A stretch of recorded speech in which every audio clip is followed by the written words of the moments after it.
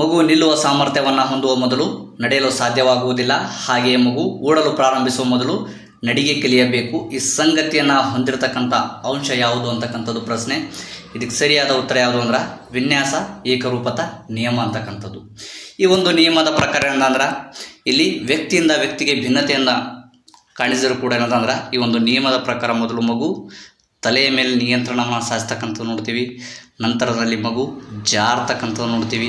ನಂತರದಲ್ಲಿ ಮಗು ಅಂಬೆಗಾಲಿಡ್ತಕ್ಕಂಥದ್ದು ನೋಡ್ತೀವಿ. ನಂತರದಲ್ಲಿ ಮಗು ನಡಿತಕ್ಕಂಥದ್ದು ನೋಡ್ತೀವಿ. ಹಾಗಾದ್ರೆ ನಮ್ಗೆ ಗೊತ್ತಿರಬೇಕು ಇದನ್ನು ಏನಂತೇಳಿ ಕರೀತಾರಂದ್ರೆ ಶಿರಾಪಾದವಿಮುಖ ನಿಯಮ ಅಂತೇಳಿ ಕರೀತಕ್ಕಂಥದ್ದು ನೋಡ್ತೀವಿ. ಅಂದ್ರೆ ತಲೆ ಕಡೆಯಿಂದ ಮಗುವಿನ ಬೆಳವಣಿಗೆ ಪಾದದ ಕಡೆಯಿಂದ ಅಂದ್ರೆ ಬೆಳವಣಿಗೆನ ಆಗ್ತಕ್ಕಂಥದ್ದು ನೋಡ್ತೀವಿ. ಇದನ್ನು ಶಿರಾಪಾದವಿಮುಖ ನಿಯಮ ಅಂತೇಳಿ ಕರಿತಕ್ಕಂಥದ್ದು ನೋಡ್ತೀವಿ. ಹಾಗಾದ್ರೆ ನಮ್ಗೆ ಗೊತ್ತಿರಬೇಕು ಮಗು ನಿಲ್ಲುವ ಸಾಮರ್ಥ್ಯವನ್ನು ಹೊಂದುವ ಮೊದಲಿಂದಂದ್ರೆ ನಡೆಯಲು ಸಾಧ್ಯವಾಗುವುದಿಲ್ಲ ಅಥವಾ ಓಡಲು ಸಾಧ್ಯವಾಗುವುದಿಲ್ಲ.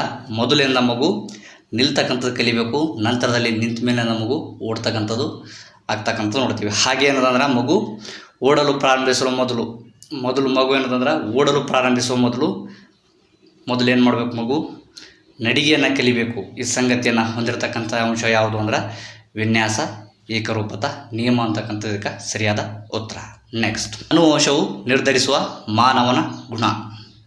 ಹಾಗಾದ್ರೆ ನಮ್ಗೆ ಗೊತ್ತಿರಬೇಕು ಮೊದಲನೇದು ಅನುವಂಶೀಯತೆ ಅಂದರೆ ಏನು ಅಂತೇಳಿ ನಮ್ಗೆ ಗೊತ್ತಿರಬೇಕು. ಅನುವಂಶೀಯತೆ ಅಂದರೆ ನಮ್ಗೆ ಗೊತ್ತಿರಬೇಕು ಗುಣಲಕ್ಷಣಗಳು ಪೀಳಿಗೆಯಿಂದ ಪೀಳಿಗೆ ವರ್ಗಾವಣೆಯನ್ನು ಹೊಂದತಕ್ಕಂಥದ್ದು ನಾವು ಏನಂತೇಳಿ ಕರಿತೀವಿ ಅಂದ್ರೆ ಅನುವಂಶೀಯತೆ ಅಂತೇಳಿ ಕರಿತೀವಿ. ಹಾಗಾದ್ರೆ ಗುಣಲಕ್ಷಣಗಳು ಯಾವ ಅಂತೇಳಿ ನಮ್ಗೆ ಗೊತ್ತಿರಬೇಕು. ಚರ್ಮದ ಬಣ್ಣ ಆಗಿರ್ಬೋದು, ಕಣ್ಣಿನ ಬಣ್ಣ ಆಗಿರ್ಬೋದು, ಚರ್ಮ ಆಗಿರ್ಬೋದು. ಹಾಗಾದ್ರೆ ಅನುವಂಶೀಯತೆ ಅಂದ್ರೆ ನಮ್ಗೆ ಗೊತ್ತಾಯಿತು. ಹಾಗಾದ್ರೆ ಅನುವಂಶೀಯತೆ ನಿರ್ಧರಿಸುವ ಮಾನವನ ಗುಣ ಯಾವುದು ಅಂತಕ್ಕಂಥದ್ದು ಇಲ್ಲಿ ಪ್ರಶ್ನೆ. ಹಾಗಾದ್ರೆ ಇದಕ್ಕೆ ಸರಿಯಾದ ಉತ್ತರ ಯಾವುದು ಅಂದ್ರೆ ಬುದ್ಧಿಶಕ್ತಿ ಅಂತಕ್ಕಂಥದಕ್ಕೆ ಸರಿಯಾದ ಉತ್ತರ.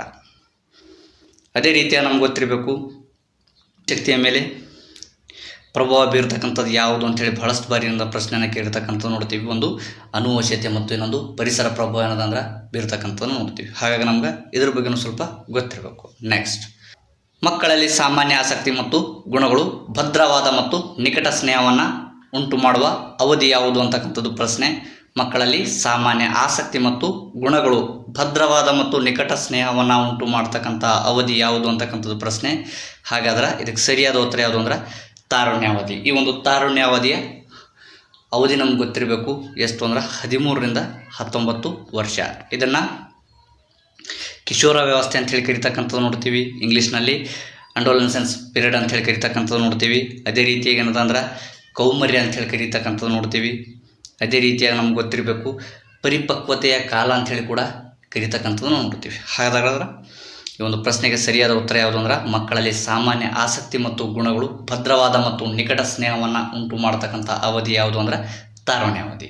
ನೆಕ್ಸ್ಟ್, ಪರಸ್ಪರನು ಕ್ರಿಯೆಯಿಂದ ಮೂಲತಃ ಸ್ವಕೇಂದ್ರಿತದಿಂದ ಇತರ ಕೇಂದ್ರಿತದೆಡೆಗೆ ಬದಲಾವಣೆ ಉಂಟಾಗ್ತಕ್ಕಂಥ ಅವಧಿ ಯಾವುದು ಅಂತಕ್ಕಂಥದ್ದು ಪ್ರಶ್ನೆ. ಸ್ವಕೇಂದ್ರಿತ ಅಂದ್ರೆ ತನ್ನ ಬಗ್ಗೆ ಯೋಚನೆಯನ್ನು ಮಾಡ್ತಕ್ಕಂಥದ್ದು. ಅದೇ ರೀತಿಯಾಗಿ ಇತರ ಕೇಂದ್ರಿತಗಳಿಗೆ ಬದಲಾವಣೆ ಉಂಟಾಗ್ತಕ್ಕಂಥ ಅವಧಿ ಯಾವುದು ಅಂದರೆ ಇದಕ್ಕೆ ಸರಿಯಾದ ಉತ್ತರ ಆಪ್ಷನ್ ನಂಬರ್ 3ನೇದು ಶಾಲಾವಧಿ ಅಂತಕ್ಕಂಥದಕ್ಕೆ ಸರಿಯಾದ ಉತ್ತರ. ನೆಕ್ಸ್ಟ್, ವೊಗೆಟ್ಸ್ಕಿ ಅವರ ಪ್ರಕಾರ ಮಕ್ಕಳ ಕಲಿಕೆಯ ಮೇಲೆ ಬಲವಾಗಿ ಪ್ರಭಾವ ಬೀರುವುದು ಯಾವುದು ಅಂತಕ್ಕಂಥದ್ದು ಪ್ರಶ್ನೆ. ಹಾಗಾದ್ರೆ ನಮ್ಗೆ ಗೊತ್ತಿರಬೇಕು ಲೈವ್ ವೊಗೆಟ್ಸ್ಕಿ ಅವರ ಸಿದ್ಧಾಂತ ಯಾವುದು ಅಂತೇಳಿ ನಮ್ಗೆ ಗೊತ್ತಿರಬೇಕು. ಯಾವುದು ಅಂದ್ರೆ ಸಾಮಾಜಿಕ ಸಾಂಸ್ಕೃತಿಕ ಸಿದ್ಧಾಂತ. ಈ ಒಂದು ಸಿದ್ಧಾಂತದಲ್ಲಿ ಅವರು ಸಹಕಾರಿ ಕಲಿಕೆಯ ಬಗ್ಗೆ ತಿಳಿಸಿರ್ತಕ್ಕಂಥದ್ದು ನೋಡ್ತೀವಿ. ಅದೇ ರೀತಿಯಾಗಿ ZPD ಬಗ್ಗೆ ತಿಳಿಸಿರ್ತಕ್ಕಂಥದ್ದು ನೋಡ್ತೀವಿ. ಭಾಷೆ ಬಗ್ಗೆ ತಿಳಿಸಿರ್ತಕ್ಕಂಥದ್ದು ನೋಡ್ತೀವಿ. ಹಾಗಾದ್ರೆ ನಮ್ಗೆ ಗೊತ್ತಿರಬೇಕು ಇವರ ಒಂದು ಸಿದ್ಧಾಂತ ಯಾವುದು ಅಂದ್ರೆ ಸಾಮಾಜಿಕ ಸಂಸ್ಕೃತಿ ಸಿದ್ಧಾಂತ. ಈ ಒಂದು ಸಿದ್ಧಾಂತ ಪ್ರಕಾರದಿಂದ ಮಕ್ಕಳ ಕಲಿಕೆ ಮೇಲೆ ಬಲವಾಗಿ ಪ್ರಭಾವ ಬೀರ್ತಕ್ಕಂಥದ್ದು ಯಾವುದು ಅಂದ್ರೆ ಇಲ್ಲಿರ್ತಕ್ಕಂಥ ಆಪ್ಷನ್ನಲ್ಲಿ ಸಾಮಾಜಿಕ ಅಂಶಕ್ಕಂತಕ್ಕಂಥದಕ್ಕೆ ಸರಿಯಾದ ಉತ್ತರ.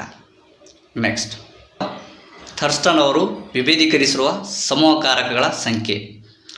ಥರ್ಸ್ಟನ್ ಅವರು ವಿಭೇದೀಕರಿಸಿರುವ ಸಮೂಹಕಾರಕಗಳ ಸಂಖ್ಯೆ ಎಷ್ಟು ಅಂತಕ್ಕಂಥದ್ದು ಪ್ರಶ್ನೆ.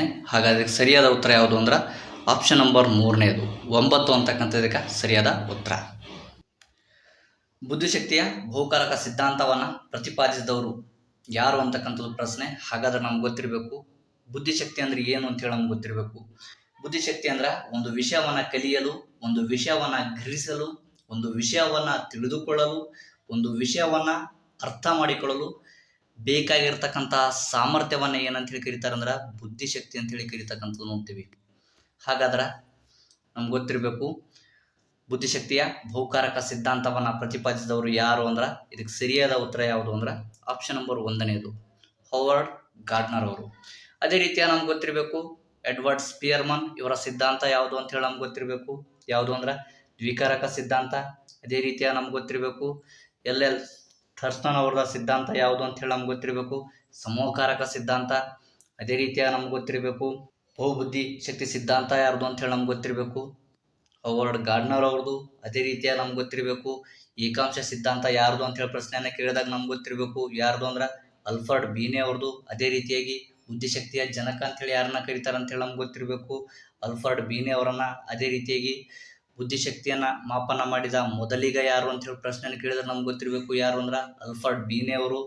ಅದೇ ರೀತಿಯ ನಮ್ಗೆ ಗೊತ್ತಿರಬೇಕು ಎಮ್ಮೆ ಎಂಬ ಪರಿಕಲ್ಪನೆಯನ್ನ ನೀಡಿದವರು ಯಾರು ಅಂತ ಹೇಳಿ ನಮ್ಗೆ ಗೊತ್ತಿರಬೇಕು ಮೆಂಟಲ್ ಏಜ್ ಅಂತ ಹೇಳಿ ಕರಿತೀವಿ, ಅಥವಾ ಮಾನಸಿಕ ವಯಸ್ಸು ಎಂಬ ಪರಿಕಲ್ಪನೆಯನ್ನ ನೀಡಿದವರು ಯಾರು ಅಂತ ಹೇಳಿ ನಮ್ಗೆ ಗೊತ್ತಿರಬೇಕು ಆಲ್ಫರ್ಡ್ ಬೀನೆ ಅವರು. ನೆಕ್ಸ್ಟ್, ಸ್ತ್ರೀಯರ ಮೆದುಳು ಪುರುಷರ ಮೆದುಳಿಗಿಂತ ಚಿಕ್ಕದಾಗಿರುತ್ತದೆ.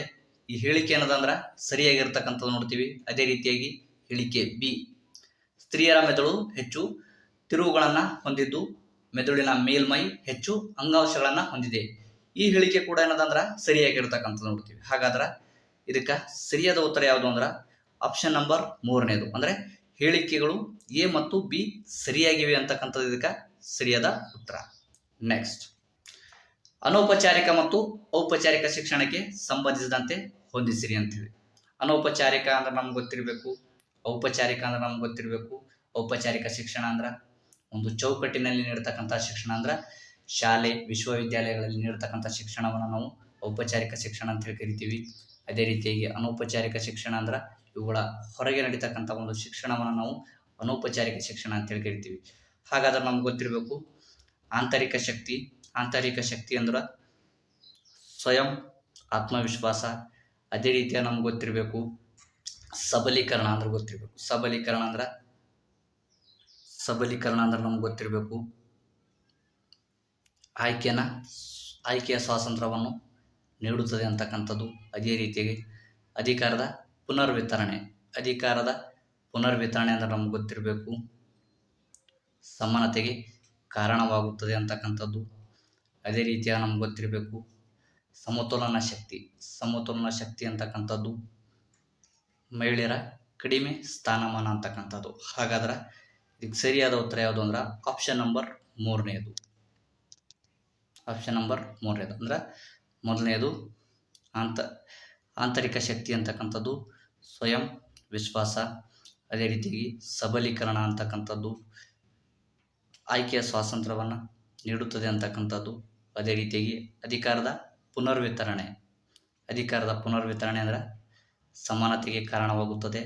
ಸಮತೋಲನ ಶಕ್ತಿ ಅಂತಕ್ಕಂಥದ್ದು ಮಹಿಳೆಯರ ಕಡಿಮೆ ಸ್ಥಾನಮಾನ ಅಂತಕ್ಕಂಥದ್ದು. ಹಾಗಾದರೆ ಸರಿಯಾದ ಉತ್ತರ ಯಾವುದು ಅಂದ್ರೆ ಆಪ್ಷನ್ ನಂಬರ್ 3ನೇ.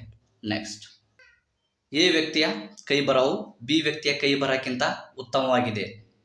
ಈ ಬರವಣಿಗೆಯಲ್ಲಿನ ಭಿನ್ನತೆಗೆ ಕಾರಣ. ಎ ವ್ಯಕ್ತಿಯ ಕೈ ಬರಹ ಏನದಂದ್ರೆ ಬಿ ವ್ಯಕ್ತಿಯ ಕೈ ಬರಹಕ್ಕಿಂತ ಉತ್ತಮವಾಗಿದೆ ಅಥವಾ ಸುಂದರವಾಗಿದೆ ಅಂದರೆ ಈ ಒಂದು ಬರವಣಿಗೆಲ್ಲ ಭಿನ್ನತೆಗೆ ಕಾರಣವಾಗ್ತಕ್ಕಂಥದ್ದು ಯಾವುದು ಅಂತಕ್ಕಂಥದ್ದು ಪ್ರಶ್ನೆ.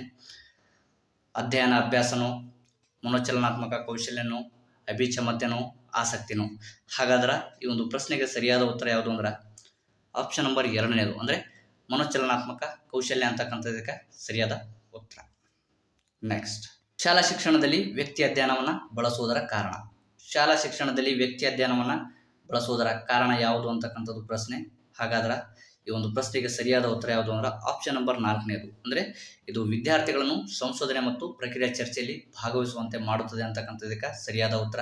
ಅದೇ ರೀತಿಯ ನಮ್ಗೆ ಗೊತ್ತಿರಬೇಕು ವ್ಯಕ್ತಿ ಅಧ್ಯಯನ ಅಂದ್ರೆ ಕೇಸ್ ಸ್ಟಡಿ ಅಂತೇಳಿ ಕರೀತಕ್ಕಂಥದ್ದು ನೋಡ್ತೀವಿ. ಅಂದರೆ ಒಬ್ಬ ವ್ಯಕ್ತಿಯನ್ನು ಆಳವಾಗಿ ಮತ್ತು ವಿವರವಾಗಿ ಅಧ್ಯಯನ ಮಾಡಲು ಬಳಸ್ತಕ್ಕಂಥ ವಿಧಾನವನ್ನು ನಾವು ವ್ಯಕ್ತಿ ಅಧ್ಯಯನ ಅಂತೇಳಿ ಕರಿತೀವಿ. ಅದೇ ರೀತಿಯಾಗಿ ಈ ಒಂದು ವಿಧಾನದ ಮೂಲಕ ಏನಂದ್ರೆ ಒಬ್ಬ ವ್ಯಕ್ತಿಯನ್ನು ಸಮಗ್ರವಾಗಿ ಅಧ್ಯಯನವನ್ನು ಮಾಡಬಹುದು. ಯಾವ ವಿಧಾನದಲ್ಲಿ ಅಂತೇಳಿ ಪ್ರಶ್ನೆಯನ್ನು ಕೇಳತಕ್ಕಂಥದ್ದು ನೋಡ್ತೀವಿ. ಸೊ ಹಾಗಾದ್ರೆ ಯಾವುದು ಅಂದ್ರೆ ವ್ಯಕ್ತಿ ಅಧ್ಯಯನ ಅಂತಕ್ಕಂಥದ್ದು ನಮ್ಗೆ ಗೊತ್ತಿರಬೇಕು. ನೆಕ್ಸ್ಟ್, ವಿದ್ಯಾರ್ಥಿಗಳಲ್ಲಿ ತೀರ್ಮಾನಿಸುವ ಮತ್ತು ನಿರ್ಧಾರವನ್ನು ತೆಗೆದುಕೊಳ್ಳುವ ಸಾಮರ್ಥ್ಯವನ್ನು ಏನಂತೇಳಿ ಕರೀತಾರೆ ಅಂದ್ರೆ ತಾರ್ಕಿಕತೆ ಅಂತೇಳಿ ಕರೀತಕ್ಕಂಥದ್ದು ನೋಡ್ತೀವಿ. ಅಂದ್ರೆ ಒಂದು ಸಮಸ್ಯೆಯನ್ನು ಆ ಒಂದು ಸಮಸ್ಯೆಯನ್ನು ಪರಿಹರಿಸತಕ್ಕಂಥದ್ದಾಗಿರ್ಬೋದು, ಆ ಒಂದು ಸಮಸ್ಯೆಗೆ ತಕ್ಕಂತೆ ತೀರ್ಮಾನಿಸ್ತಕ್ಕಂಥದ್ದಾಗಿರ್ಬೋದು, ನಿರ್ಧಾರವನ್ನು ತೆಗೆದುಕೊಳ್ತಕ್ಕಂಥ ಒಂದು ಸಾಮರ್ಥ್ಯವನ್ನು ಏನಂತ ಹೇಳಿ ಕರೀತಾರೆ ಅಂದ್ರೆ ತಾರ್ಕಿಕತೆ ಅಂತ ಹೇಳಿ ಕರೀತಕ್ಕಂಥದ್ದು ನೋಡ್ತೀವಿ. ಸೊ ಹಾಗಾಗಿ ಈ ಒಂದು ಪ್ರಶ್ನೆಗೆ ಸರಿಯಾದ ಉತ್ತರ ಯಾವ್ದಂದ್ರೆ ಆಪ್ಷನ್ ನಂಬರ್ 2. ಕಲಿಕೆಗೆ ಸಂಬಂಧಿಸಿದಂತೆ ಸ್ವಮಾಪನಕ್ಕೆ ಸಂಬಂಧಿಸಿದ ಸಾಧನ. ಕಲಿಕೆಗೆ ಸಂಬಂಧಿಸಿದಂತೆ ಸ್ವಮಾಪನಕ್ಕೆ ಸಂಬಂಧಿಸಿದ ಸಾಧನ ಅಂತಕ್ಕಂಥದ್ದು ಪ್ರಶ್ನೆ. ಹಾಗಾದ್ರೆ ಸ್ವಮಾಪನಕ್ಕೆ ಸಂಬಂಧಿಸಿದ ಸಾಧನ ಯಾವುದು ಅಂದ್ರೆ ಇದರಲ್ಲಿ ಆಪ್ಷನ್ ನಂಬರ್ 4 ಇದಕ್ಕೆ ಸರಿಯಾದ ಉತ್ತರ. ನೆಕ್ಸ್ಟ್, ವಿದ್ಯಾರ್ಥಿಗಳಲ್ಲಿ ಉನ್ನತ ಮಟ್ಟದ ಯೋಚನಾ ಕೌಶಲ್ಯಗಳನ್ನು ಪರೀಕ್ಷಿಸುವಲ್ಲಿ ಬೆಂಬಲಿಸಿದ ಕಾರ್ಯಕ್ಷಮತೆ ಆಧಾರಿತ ಮಾಪನದ ಸಂಗತಿಗಳು ಅಂತಕ್ಕಂಥದ್ದು. ವಿದ್ಯಾರ್ಥಿಗಳಲ್ಲಿ ಉನ್ನತ ಮಟ್ಟದ ಯೋಚನಾ ಕೌಶಲ್ಯವನ್ನು ಪರೀಕ್ಷಿಸುವಲ್ಲಿ ಬೆಂಬಲಿಸಿದ ಕಾರ್ಯಕ್ಷಮತೆ ಆಧಾರಿತ ಮಾಪನ ಸಂಗತಿಗಳು ಅಂತಕ್ಕಂಥದ್ದು ಪ್ರಶ್ನೆ. ಹಾಗಾದ್ರೆ ಸರಿಯಾದ ಉತ್ತರ ಯಾವುದು ಅಂದ್ರೆ ಆಪ್ಷನ್ ನಂಬರ್ 2 ಅಂದ್ರೆ ಜ್ಞಾನ ಆಧಾರಿತ ಮಾಹಿತಿಯನ್ನು ಪುನರ್ ಉತ್ಪಾದಿಸುವುದು ಅಂತಕ್ಕಂಥದ್ದಕ್ಕೆ ಸರಿಯಾದ ಉತ್ತರ. ನೆಕ್ಸ್ಟ್, ವಿದ್ಯಾರ್ಥಿಯು ಪದವನ್ನು ಉಚ್ಚರಿಸುವಾಗ ಆ ಕ್ಷಣದಲ್ಲಿ ಪದವನ್ನು ನೆನಪಿಸಿಕೊಳ್ಳಲಾಗದೆ ಉಚ್ಚಾರಣೆಯಲ್ಲಿ ಅಡಚಣೆ ಉಂಟಾಗುತ್ತದೆ. ಈ ಸನ್ನಿವೇಶವನ್ನ ಗಮನಿಸಬಹುದಾದ ಕಲಿಕಾ ನ್ಯೂನತೆಯ ವಿಧ ಯಾವುದು ಅಂತಕ್ಕಂಥದ್ದು ಪ್ರಶ್ನೆ. ಹಾಗಾದ್ರೆ ಸರಿಯಾದ ಉತ್ತರ ಯಾವುದು ಅಂದ್ರೆ ಆಪ್ಷನ್ ನಂಬರ್ 4 ಡಿಸ್ಫೇಸಿಯಾ ಅಂತಕ್ಕಂಥದ್ದಕ್ಕೆ ಸರಿಯಾದ ಉತ್ತರ. ನೆಕ್ಸ್ಟ್, ADHD ಯ ವಿಸ್ತೃತ ರೂಪ. ADHD ಯ ವಿಸ್ತೃತ ರೂಪ ಅಂತಕ್ಕಂಥದ್ದು ಪ್ರಶ್ನೆ. ಹಾಗಾದ್ರೆ ಸರಿಯಾದ ಉತ್ತರ ಯಾವುದು ಅಂದ್ರೆ option number 1 attention deficit hyperactivity disorder ಅಂತಕ್ಕಂಥದ್ದಕ್ಕೆ ಸರಿಯಾದ ಉತ್ತರ. ನೆಕ್ಸ್ಟ್, ವಿಶ್ವ ಆರೋಗ್ಯ ಸಂಸ್ಥೆ WHO ಪ್ರಕಾರ 35ರಿಂದ 49ರವರೆಗಿನ IQ ಬುದ್ಧಿಶಕ್ತಿ ಸೂಚಕ ಹೊಂದಿರುವ ವ್ಯಕ್ತಿಯ ಬೌದ್ಧಿಕ ದೌರ್ಬಲ್ಯತೆಯನ್ನು ವಿಂಗಡಿಸುವ ರೀತಿ ಅಂತಕ್ಕಂಥದ್ದು ಪ್ರಶ್ನೆ. ಹಾಗಾದರೆ ಈ ಒಂದು ಪ್ರಶ್ನೆಗೆ ಸರಿಯಾದ ಉತ್ತರ ಯಾವುದು ಅಂದ್ರೆ ಆಪ್ಷನ್ ನಂಬರ್ 3 ಅಂದ್ರೆ ಮಧ್ಯಮ ಅಂತಕ್ಕಂಥದ್ದಕ್ಕೆ ಸರಿಯಾದ ಉತ್ತರ. ಶಾಲಾ ಆಡಳಿತಕ್ಕೆ ಸಂಬಂಧಿಸಿದಂತೆ ವೇಗೋತ್ಕರ್ಷಕ್ಕೆ ಸರಿಯಲ್ಲದ ಹೇಳಿಕೆ. ಶಾಲಾ ಆಡಳಿತಕ್ಕೆ ಸಂಬಂಧಿಸಿದಂತೆ ವೇಗೋತ್ಕರ್ಷಕ್ಕೆ ಸರಿಯಲ್ಲದ ಹೇಳಿಕೆ ಯಾವುದು ಅಂತಕ್ಕಂಥದ್ದು ಪ್ರಶ್ನೆ. ಹಾಗಾದ್ರೆ ಈ ಒಂದು ಪ್ರಶ್ನೆಗೆ ಸರಿಯಾದ ಉತ್ತರ ಬಂದ್ಬಿಟ್ಟು ಯಾವುದು ಅಂದ್ರೆ ಆಪ್ಷನ್ ನಂಬರ್ 3 ಶಾಲಾ ಆಡಳಿತಕ್ಕೆ ಸಂಬಂಧಿಸಿದಂತೆ ವೇಗೋತ್ಕರ್ಷಕ್ಕೆ ಸರಿಯಲ್ಲದ ಹೇಳಿಕೆ ಯಾವುದು ಅಂದ್ರೆ ಆಪ್ಷನ್ ನಂಬರ್ 3 ಕಾರ್ಯಯೋಜನೆ ಸ್ವತಂತ್ರವಾಗಿ ರೂಪಿಸುವುದು ಅಂತಕ್ಕಂಥದ್ದಕ್ಕೆ ಸರಿಯಾದ ಉತ್ತರ. ನೆಕ್ಸ್ಟ್, ತರಗತಿ ಸನ್ನಿವೇಶದಲ್ಲಿ ಬೋಧನೆಯ ಬಗ್ಗೆ ಸರಿಯಲ್ಲದ ಹೇಳಿಕೆ ಯಾವುದು ಅಂತಕ್ಕಂಥದ್ದು ಪ್ರಶ್ನೆ. ಬೋಧನೆ ಮಾರ್ಪಡಿಸಬಹುದು, ಬೋಧನೆಯ ಔಪಚಾರಿಕ ಮತ್ತು ಅನೌಪಚಾರಿಕವಾಗಿದೆ, ಬೋಧನೆಯ ವಿಜ್ಞಾನ ಹಾಗೂ ಕೌಶಲ್ಯವಾಗಿದೆ ಅಂತೇಳಿ ನೋಡ್ತೀವಿ, ಬೋಧನೆಯನ್ನು ಮಾರ್ಪಡಿಸಬಹುದು ಅಂತೇಳಿ ನಾವು ನೋಡ್ತೀವಿ. ಹಾಗಾದ್ರೆ ಆಪ್ಷನ್ ನಂಬರ್ 4 ಏನಂದ್ರೆ ತರಗತಿ ಸನ್ನಿವೇಶದಲ್ಲಿ ಬೋಧನೆಯ ಬಗ್ಗೆ ಸರಿಯಲ್ಲದ ಹೇಳಿಕೆ ಅಂತಕ್ಕಂಥದ್ದು ನಾವು ನೋಡ್ತೀವಿ. ಅಂದ್ರೆ ಬೋಧನೆ ಒಂದು ಸೂಚನೆ ಅಂತಕ್ಕಂಥದ್ದಲ್ಲಿ ತಪ್ಪಾಗಿರ್ತಕ್ಕಂಥ ನೋಡ್ತೀವಿ. ಸೊ ಹಾಗಾಗಿ ಇದಕ್ಕೆ ಸರಿಯಾದ ಉತ್ತರ ಯಾವುದು ಅಂದ್ರೆ ಈ ಒಂದು ಪ್ರಶ್ನೆಗೆ ಆಪ್ಷನ್ ನಂಬರ್ 4. ನೆಕ್ಸ್ಟ್, ಪ್ರಾಥಮಿಕ ಹಂತದಲ್ಲಿ ಕಲಿಕೆಯನ್ನು ಅನುಕೂಲಿಸುವ ಸೂಕ್ತ ಮಾರ್ಗ ಯಾವುದು ಅಂತಕ್ಕಂಥದ್ದು ಪ್ರಶ್ನೆ. ಹಾಗಾದ್ರೆ ಈ ಒಂದು ಪ್ರಶ್ನೆಗೆ ಸರಿಯಾದ ಉತ್ತರ ಯಾವುದು ಅಂದ್ರೆ ಆಪ್ಷನ್ ನಂಬರ್ 3 ಕೈ ಕೆಲಸ ಅಂತಕ್ಕಂಥದ್ದು, ಹ್ಯಾಂಡ್ ರೈಟಿಂಗ್ ಮುಖಾಂತರ. ಹಾಗಾದ್ರೆ ಇವೆಲ್ಲ ಏನದಂದ್ರೆ ಕಲಿಕೆಯನ್ನು ಅನುಕೂಲಿಸುವ ಸೂಕ್ತ ಮಾರ್ಗಗಳಾದರೂ ಕೂಡ ಏನದಂದ್ರೆ ಪ್ರಾಥಮಿಕ ಹಂತದಲ್ಲಿ ಕಲಿಕೆಯನ್ನು ಅನುಕೂಲಿಸಲು ಅಥವಾ ಕಲಿಸಲು ಸೂಕ್ತ ಮಾರ್ಗ ಯಾವುದು ಅಂದ್ರೆ ಕೈ ಕೆಲಸದ ಮೂಲಕ, ಹ್ಯಾಂಡ್ ರೈಟಿಂಗ್ ಮೂಲಕ ಅಂತಕ್ಕಂಥದ್ದಕ್ಕೆ ಸರಿಯಾದ ಉತ್ತರ. ನೆಕ್ಸ್ಟ್, ವಿಶೇಷ ಅಗತ್ಯವುಳ್ಳ ಮಕ್ಕಳಿಗೆ ಕಲಿಸುವ ಉತ್ತಮ ತಂತ್ರ. ವಿಶೇಷ ಅಗತ್ಯವುಳ್ಳ ಮಕ್ಕಳಿಗೆ ಕಲಿಸ್ತಕ್ಕಂಥ ಒಂದು ಉತ್ತಮ ತಂತ್ರ ಯಾವುದು ಅಂದ್ರೆ ಇದಕ್ಕೆ ಸರಿಯಾದ ಉತ್ತರ ಆಪ್ಷನ್ ನಂಬರ್ 3 ಅಂದ್ರೆ ಸಹಭಾಗಿ ಮತ್ತು ಗುಂಪು ಬೋಧನೆಯ ಮೂಲಕ ವಿಷಯವನ್ನ ಅನುಕೂಲಿಸುವುದು ಅಂತಕ್ಕಂಥದಕ್ಕೆ ಸರಿಯಾದ ಉತ್ತರ. ನೆಕ್ಸ್ಟ್, ಕಲಿಯುವನಲ್ಲಿ ಸ್ವನಿಯಂತ್ರಣವನ್ನ ಪರಿಭಾಷಿಸುವುದು. ಕಲಿಯುವನಲ್ಲಿ ಸ್ವನಿಯಂತ್ರಣ ಅಂದ್ರೆ ತನ್ನ ಬಗ್ಗೆಯನ್ನ ನಿಯಂತ್ರಣ ಹೊಂದಿರತಕ್ಕಂಥದ್ದು ಅಥವಾ ತನ್ನ ಬಗ್ಗೆ ಕಂಟ್ರೋಲ್ನ ಹೊಂದಿರತಕ್ಕಂಥದ್ದು ಪರಿಭಾಷಿಸುವುದು ಅಂತಕ್ಕಂಥದ್ದು ಪ್ರಶ್ನೆ. ಹಾಗಾದರೆ ಇದಕ್ಕೆ ಸರಿಯಾದ ಉತ್ತರ ಯಾವುದು ಅಂದ್ರೆ ಆಪ್ಷನ್ ನಂಬರ್ 1 ಅಂದ್ರೆ ತಮ್ಮದೇ ಕಲಿಕೆಯನ್ನು ಪರಿವೀಕ್ಷಣೆ ಮಾಡಿಕೊಳ್ಳುವ ಸಾಮರ್ಥ್ಯವನ್ನ ಅಂತಕ್ಕಂಥದ್ದಕ್ಕೆ ಸರಿಯಾದ ಉತ್ತರ.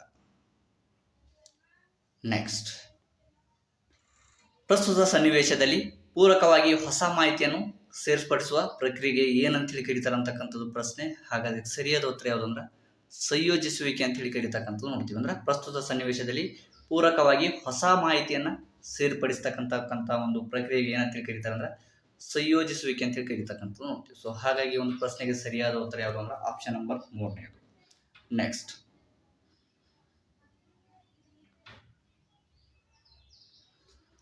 ತರಗತಿಯಲ್ಲಿ ಒಬ್ಬ ವಿದ್ಯಾರ್ಥಿ ಪಕ್ಕ ಕುಳಿತುಕೊಳ್ಳಲು ಒಪ್ಪಿಕೊಳ್ಳುವುದಿಲ್ಲ. ಈ ರೀತಿಯ ಒಪ್ಪದಿರುವಿಕೆಗೆ ಕಾರಣ ಅಂತಕ್ಕಂಥದ್ದು ಪ್ರಶ್ನೆ.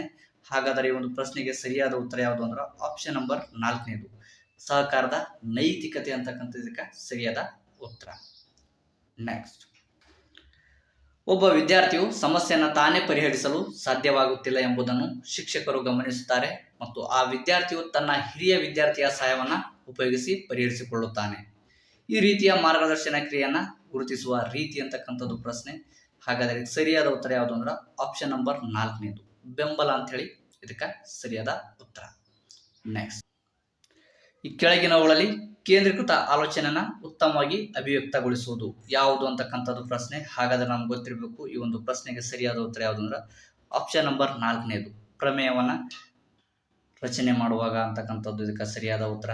ಹಾಗಾದ್ರೆ ಕೇಂದ್ರೀಕೃತ ಅಂದ್ರೆ ನಮ್ಗೆ ಗೊತ್ತಿರಬೇಕು ಒಂದು ವಿಷಯದ ಮೇಲೆ ಅಂದ್ರೆ ಗಮನವನ್ನ ಇಡತಕ್ಕಂಥದ್ದು, ಅಂದ್ರೆ ಫೋಕಸ್ ಅನ್ನ ಮಾಡ್ತಕ್ಕಂಥದ್ದು ಅಂತೇಳಿ ನಮ್ಗೆ ಗೊತ್ತಿರಬೇಕು. ಹಾಗಾಗಿ ಈ ಒಂದು ಪ್ರಶ್ನೆಗೆ ಸರಿಯಾದ ಉತ್ತರ ಯಾವುದು ಅಂದ್ರೆ ಆಪ್ಷನ್ ನಂಬರ್ 4ನೇದು. ತರಗತಿ ಸನ್ನಿವೇಶದಲ್ಲಿ ಬೋಧನಾ ವಿಧಾನಗಳಾದ ಆಟ ವಿಧಾನ ಮತ್ತು ಅನ್ವೇಷಣಾ ವಿಧಾನಗಳನ್ನು ಒಳಗೊಳ್ಳುವ ಬೋಧನಾ ವಿಧಾನ ಯಾವುದು ಅಂತಕ್ಕಂಥದ್ದು ಪ್ರಶ್ನೆ. ಹಾಗಾದರೆ ಈ ಒಂದು ಪ್ರಶ್ನೆಗೆ ಸರಿಯಾದ ಉತ್ತರ ಯಾವುದು ಅಂದ್ರೆ ಆಪ್ಷನ್ ನಂಬರ್ 1ನೇದು, ಅಂದ್ರೆ ವಿದ್ಯಾರ್ಥಿ ಕೇಂದ್ರಿತ ವಿಧಾನ ಅಂತಕ್ಕಂಥದಕ್ಕೆ ಸರಿಯಾದ ಉತ್ತರ. ತರಗತಿ ಕಾರ್ಯನಿರ್ವಹಣೆಯಲ್ಲಿ ಬಹುಮಾನ ಮತ್ತು ಶಿಕ್ಷೆ ನೀಡುವ ಪ್ರಕ್ರಿಯೆನ ಏನಂತೇಳಿ ಕರೀತಾರಂದ್ರೆ ಈ ಒಂದು ಪ್ರಶ್ನೆಗೆ ಸರಿಯಾದ ಉತ್ತರ ಯಾವುದು ಅಂದ್ರೆ ಆಪ್ಷನ್ ನಂಬರ್ 3ನೇದು, ಪುನರ್ಬಲನ ಅಂತೇಳಿ ಕರೀತಕ್ಕಂಥದ್ದು ನೋಡ್ತೀವಿ, ರೀಇನ್ಫೋರ್ಸ್ಮೆಂಟ್ ಅಂತೇಳಿ ಕರೀತಕ್ಕಂಥದ್ದು ನೋಡ್ತೀವಿ. ಸೊ ಹಾಗಾಗಿ ಒಂದು ಪ್ರಶ್ನೆಗೆ ಸರಿಯಾದ ಉತ್ತರ ಆಪ್ಷನ್ ನಂಬರ್ 3ನೇದು. ಮಾಸ್ಲೋ ಅವರ ಪ್ರಕಾರ ಶ್ರೇಣೀಕೃತ ಪ್ರೇರಣಾ ಹಂತ ವಿಭಜನೆಯಲ್ಲಿ